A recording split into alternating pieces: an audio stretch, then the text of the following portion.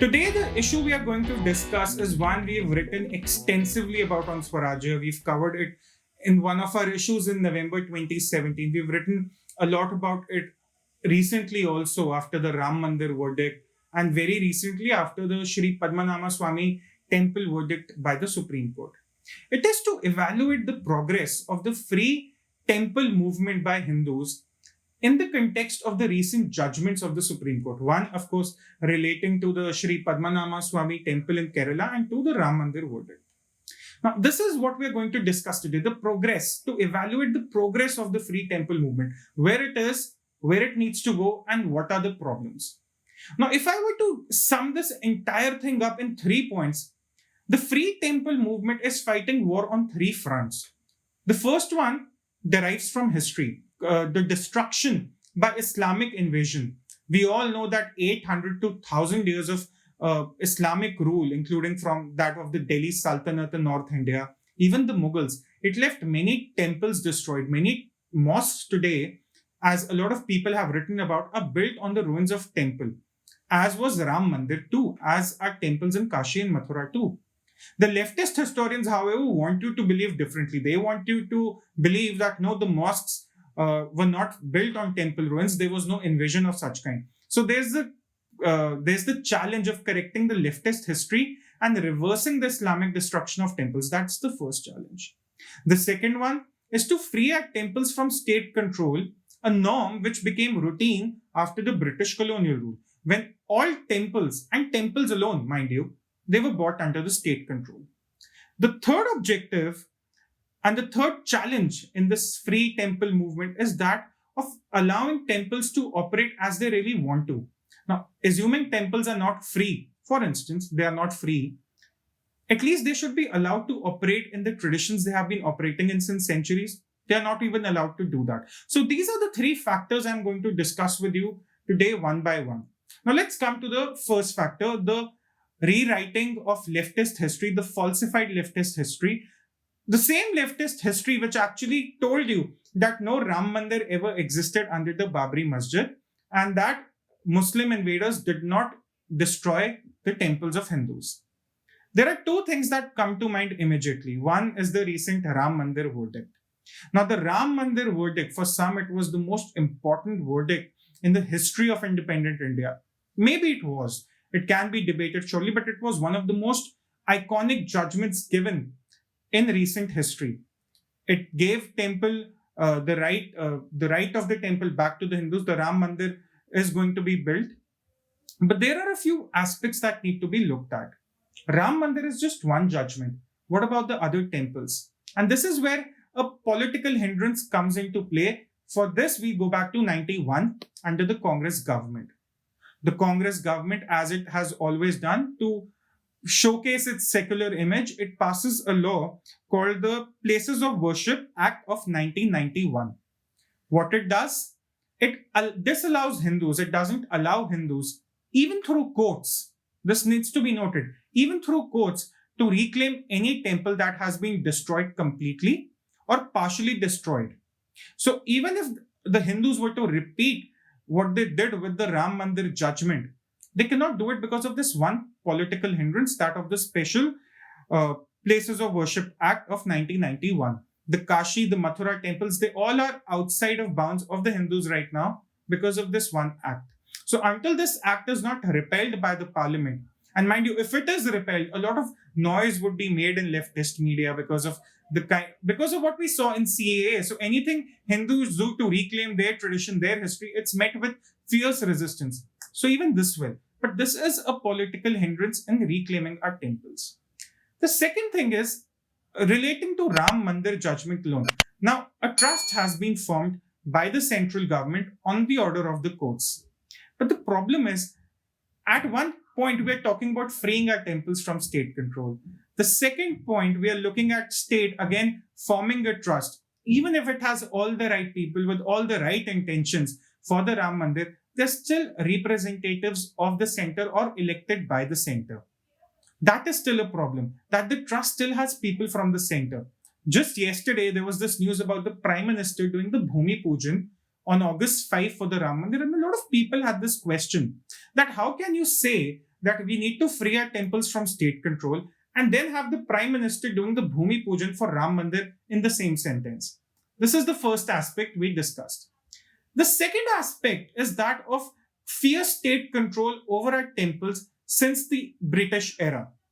Now, Padmanabha Swami Temple is just one example where the royal family of Travancore got back their rights. And even though they had to fight, because in 2011, the Kerala High Court, it took away the rights from the royal family and gave the rights of management of the temple to the state government. But that's just one temple. The Padmanabha Swami Temple. It's just one temple that has been freed. As our editorial director, Shri R. Jagannathan, writes in Swaraj, he just wrote very recently, more than 100,000 temples in Tamil Nadu alone today are under the state control. Now, the state says that we want to check the evil in the management of these temples, and that is why we are taking control of these temples. But why can't the state move out of the management of that particular temple or all the temples once the evil has been rectified? That's one question. The answer is obviously they gain revenue, they gain access to temple infrastructure, to the lands, and a lot of opaque transactions are carried out in the name of temple building, as I discussed in one of the last videos earlier last week on Swarajya Standpoint. That's one problem. Now, what happens even if someone goes to the court, as it happened in the case of the Sri Padmanabha Swami Temple? They are still guarded. The rulers of Travancore, they were guarded by the agreement they had signed after independence with the Union of India. The other temple owners or management committees, they might not be protected by the same agreements. So what happens to them? They'll be stuck for years in the court, and that might pose a problem. Now, while the court takes years and years to come up with a decision, what happens to the temples? A lot of temples actually are earning less than rupees 10,000 in the southern states. Now imagine a temple earning less than 10,000 rupees. How does it pay for its priests? How does it pay for its security? How does it pay for other operations? Just rupees 10,000 a temple earning. And what happens then? The temple is not taken care of. The Supreme Court itself allows that people who have no direct Hindu interest or no direct interest in the management of temple, they can be a part of the management of the temple. So what do you see? You see idols being stolen. You see temple walls being destroyed. Temple's wall with inscriptions which are centuries old. They are not taken care of. And this results in swift cultural erosion of Hinduism. This is a problem. And this is the second aspect, the second challenge for Freer Temple movement. So even though the Padmanabha Swami Temple, it is a big win, a lot of work still needs to be done for other smaller temples, other temples that otherwise go unnoticed. The third aspect and the final aspect is that of the management of the temples. Now, even if temples are not being freed from state control, the least the state or the courts can do is let them run on the same traditions that they have been running for centuries and centuries. That is also not happening, as we saw with Sabrimala Temple. All it takes is one PIL for the traditions of the temple, which are centuries old, to be questioned. And this is a practice we do not see for other places of worship, let's be honest. We just see it for temples. We see all these questions, all these provocations just for temples. And this is the third challenge for people working in the free temple movement, that how do they get the state not to interfere in the management of the temples? And even if they succeed here, there is the question of church, which is swiftly eroding temple lands, and other people in the government who are not very much in favor of temple interests. Now these are three aspects: the correction of the Islamic destruction of temples and the leftist history, the state control, which became a part after the British era, and the management of the temple or the interference in it. These are the three aspects. Now let's view them with the filter of Sri Padmanabha Swami Temple judgment, which came out very recently. Now, positives of the judgment, if you look at the positives out of the judgment, two of them.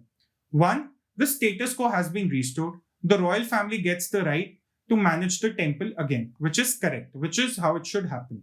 The second positive, that it gives a lot of upthrust, it gives a lot of motivation to people who have been working in the free temple movement for them to carry on the battle.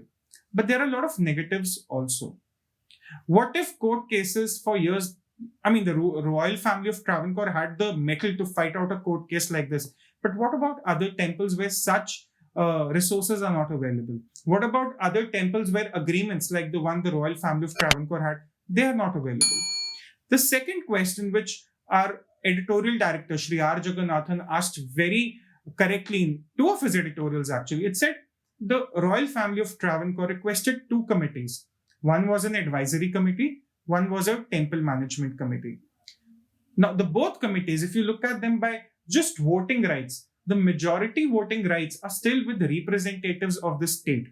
Now, you could say that, oh, the state representatives would be interested in the rights of the temple, but that's just for the early years as the issue is still fresh, the memory is still fresh. What happens 10 years from now? What happens 20 years from now when, let's assume, the royal family does not have a heir? What happens then? These are the questions. The government has now asked, the courts have now asked rather, for the security to be paid by the royal family of Travancore. That will take a dent on the temple expenses too. So how do they manage that? These are some questions that need answering. And this is where the movement is right now. Some significant work has been done. Some significant judgments have been achieved through legal means. But a lot of work is still to be done. Of course, the Ram Mandir verdict, the Sri Padmanabha Swami temple verdict, they offer great motivation. But it's not going to be enough, for a lot of work needs to be done forward. The fight for freeing temples in India will move on. Thank you so much.